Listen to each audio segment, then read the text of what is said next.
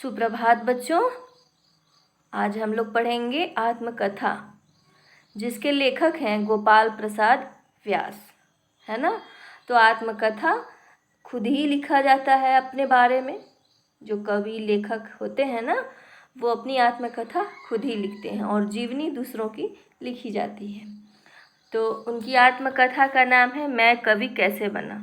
तो वो जो बचपन में उनके साथ जो घटनाएं घटी, कक्षा अध्यापक के सामने उन्होंने अपनी गलती को स्वीकार किया और उसका गलती का निराकरण पूछा और तुकांत शब्दों के माध्यम से कविता बनाने का गुण सीखा। तो अपने बचपन की जो इच्छा थी उसी का इसमें प्रस्तुतिकरण किया गया है। तो शुरुआत करते हैं बच्चों।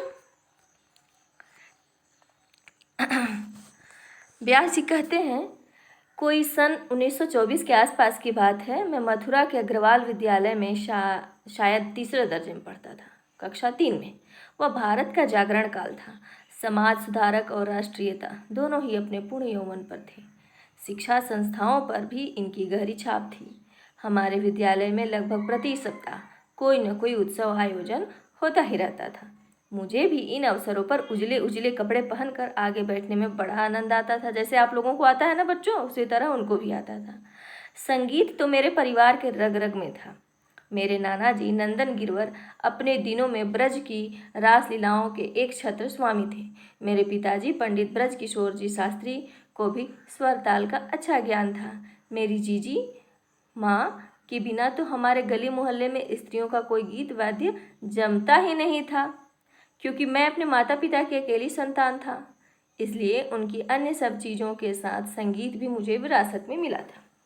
इसी बपौती के कारण मैं अपने संगीत के घंटे का मॉनिटर बनता था और गणेश चतुर्थी के अवसर पर जब हमारे नगर में विद्यालय की गाती बजाती शोभा यात्रा निकलती थी तो मैं उसका बनचट्टा बनाया जाता था। लेकिन मेरा यह संगीत ज्ञान मुझे विद्यालय के साथ सभा समारोहों में कोई महत्ता नहीं दिला सका। मुझे किसी समारोह में संगीत सुनाने के लिए आमंत्रित नहीं किया गया। यह मेरे साथ सरासर अन्याय था और जहाँ तक याद पड़ता है, जानबूझकर तो मैंने अन्याय को बचपन से ही सहन नहीं किया। तभी मैंने देखा कि लोगों के मन में संगीत से अधिक कविता की कद्र है। मैंने पाया कि मेरे साथी लड़कों को संगीत सुनाने के लिए तो नहीं, पर कविताएं सुनाने के लिए बड़े चाव से आमंत्रित किया है। फिर यह भी देखा कि अच्छे बुरे की आदर अनादर की सूचना तालियों द्वारा ही प्रकट होती है। क्या क्या देखे कि अच्छे बुरे की और आदर अनादर की जो सूचना होती है वह तालियों द्वारा ही प्रकट होती है। कि जो अच्छा किया उसके लिए तालियां, जो बुरा किया उसके लिए कोई तालियां नहीं। तो वे देख रहे थे। मैं देखता कि साथी लड़कों का संगीत सुनने के बाद तालियों की तड़तड़ाहट बड़ी क्षीण होती है और उसमें भी लड़के नहीं, अध्यापक ही थोड़ा रस लेते हैं। मगर कविता के बाद जिस तरह तालियों के खाली बादल गरजते थे, उन्हें देखकर मेरे मन में भी कविताएं सुनने की लालसा उत्पन्न होने लगी। मथुरा में तब ब्रज भाषा के सुप्रसिद्ध कवि श्री नवनीत चतुर्वेदी जी जीवित थे। उनकी वहाँ अच्छी शिष्य मंडली थी। इन शिष्यों को ब्रज भाषा के अनेक चुटीले कवित्त सवैये कंठस्थ होते थे। बसंतोत्सव के फूल डोलों, सावन के हिंडोलों और श्री कृष्ण जन्माष्टमी के अवसर पर जगह जगह इनके पढ़ंत दंगल जुटा करते थे, जिनमें दूर दूर के कवित्त सवैये पढ़ने वाले मथुरा आया करते थे और हार जीत की बाजी लगा करती थी। इनमें से एक रामलला जी हमारे पड़ोसी थे। इन्हें अकेले पावस पर ही कोई सैकड़ों छंद याद थे। यूँ वह उम्र में मुझसे कोई थोड़े ही बड़े थे, लेकिन कवि होने के कारण समाज में उनकी गिनती समझदारों में हो चली थी। मैंने रामलला जी से मेल जोल बढ़ाना प्रारंभ किया। मैं भी ब्रज भाषा के पुराने कवित्त सवैये याद करने लगा और उन्हें विद्यालय में अपना बता कर सुनाने लगे। पर शीघ्र ही मैंने देखा कि मतीराम, भूषण, पद्माकर, ग्वाल, रसखान और नवनीत के छंदों को अधिकांश सुनने वाले पहचान जाते हैं। पहचानने के बाद उनमें सुनाने वाले के प्रति उतना आदर नहीं रह पाता जितना कि मैं चाहता था। तब मैंने अपनी राह बदली और रामलला जी से खुशामद करके अपने नाम से कविताएं बनवाने लगा और विद्यालय के उत्सवों में छाती तान कर उन्हें गर्व से सुनाने लगा कि इसे मैं लिखा हूँ, और बहुत गर्व से वह सुनाते थे। थोड़े ही दिनों में श्रोताओं पर रोब जम गया। कि मैं भी अक्षर जोड़ लेता हूँ, तभी मुड़ाते ही ओले पड़े। हमारे नगर में प्रति वर्ष नुमाइश लगा करती थी और उसमें हर बार एक कवि सम्मेलन हुआ करता था। इस कवि सम्मेलन में 1 घंटा पूर्व समस्या दी जाती थी और सर्वोत्तम 3 समस्या पूर्तियों पर गोरे कलेक्टर साहब इनाम दिया करते थे। जब 3 समस्या पूर्ति हो जाती थी, जो समस्या देती थी उस पर कविता लिखा जाता था, दिया जाता था जो समस्या, तो उसको जो पूरा कर लेता था तो उसे इनाम दिया जाता था। कलेक्टर साहब इनाम देते थे। इसके लिए शिक्षा संस्थाएं भी अपने यहाँ से चुने हुए छात्र कवि भेजा करती थी। इस बार हमारे विद्यालय से मेरा नाम भी प्रतियोगिता के लिए प्रेषित कर दिया गया। मैं सुना तो मुझे काठ मार गया। घबराया हुआ अपने क्लास टीचर के पास गया। मेरे क्लास टीचर श्री कामेश्वरी नाथ जी थे। वे पक्के आर्य समाजी थे, मेरे पिताजी के मित्र थे, मुझ पर भी बड़ा स्नेह रखते थे। मुझ जैसे शरारती को चुपचाप खिसियाया हुआ देखकर वे बोले, भूसुर जी क्या बात है। मेरे मुंह से फिर कोई बोल नहीं निकला। भूसुर मतलब पृथ्वी का राजा होता है बच्चों ना। मैं धरती की ओर देखता रहा। उन्होंने समझा किसी से पीट कर या किसी को पीट कर आया है। जरा रुखाई से पूछा, बताओ ना क्या बात है। मेरे मुंह से फिर भी कोई बोल नहीं निकला, लेकिन मेरी आंखों की आर्द्रता और मुंह की बेबसी ने उनकी रुखाई को ठंडा कर दिया। उन्होंने अनुभव किया कि कोई गंभीर बात तो जरूर है। मेरी पीठ पर हाथ रखकर पुचकारते हुए बोले, बोलो बेटे क्या बात है। मैंने लगभग हकलाते हुए कहा, आपने नुमाइश में मेरा नाम भिजवाया है।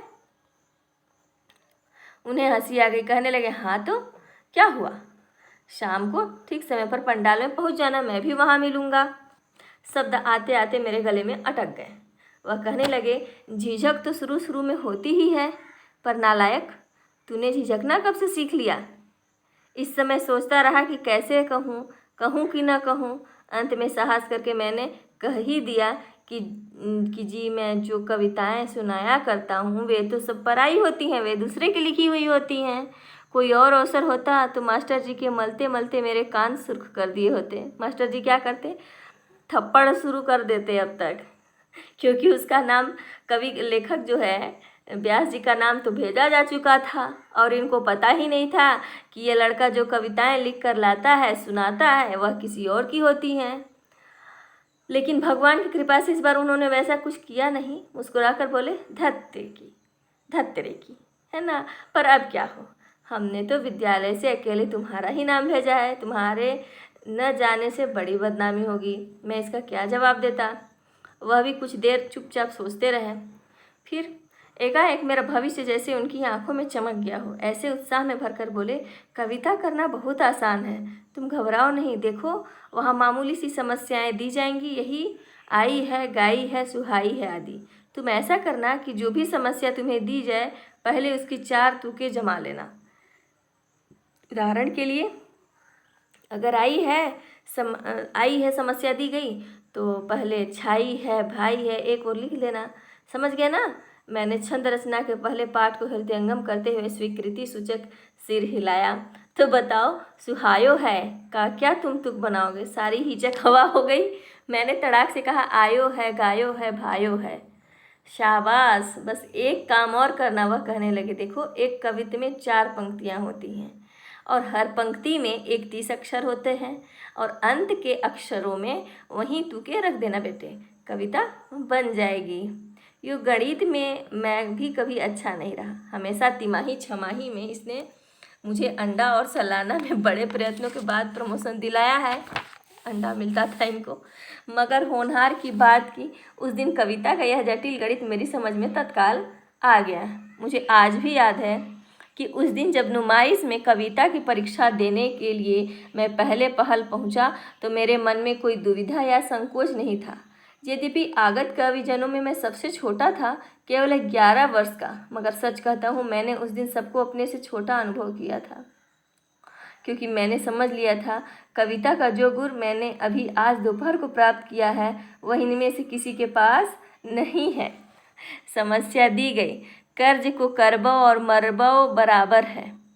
मैंने फौरन बराबर शब्द को पकड़ा और फुल स्केप साइज के कागज़ की दाहिनी तरफ एक के नीचे एक लिखना शुरू किया। सरासर है, झराझर है, लेकिन बंदूक और संदूक के बाद तीसरी तुक नहीं मिलती।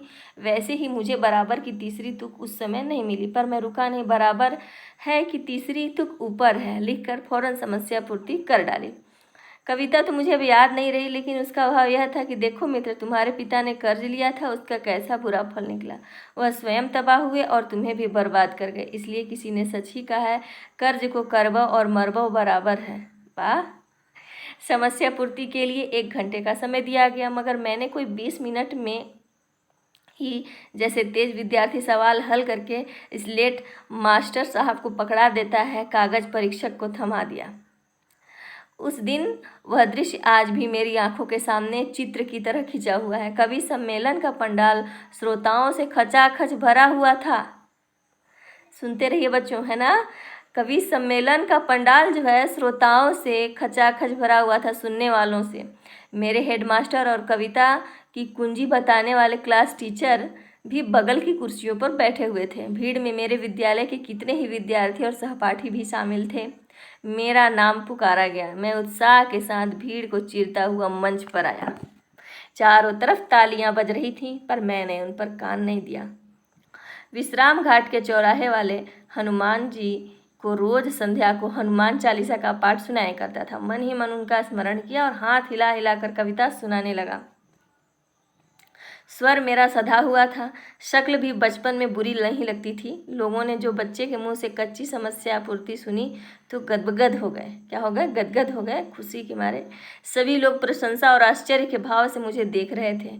कविता की समाप्ति के बाद मैं तालियों के तूफान में जो खोया तो फिर सुध-बुध ही नहीं रही। मेरी सांस फूलने लगी, पसीने आ गए। शायद और अधिक देर होती तो मैं लड़खड़ाकर मंच पर ही बैठ जाता कि तभी हमारे विद्यालय के हेडमास्टर श्री मुकुट बिहारी लाल जी लपके हुए मंच पर आए और उन्होंने दौड़कर मुझे गोदी में उठा लिया।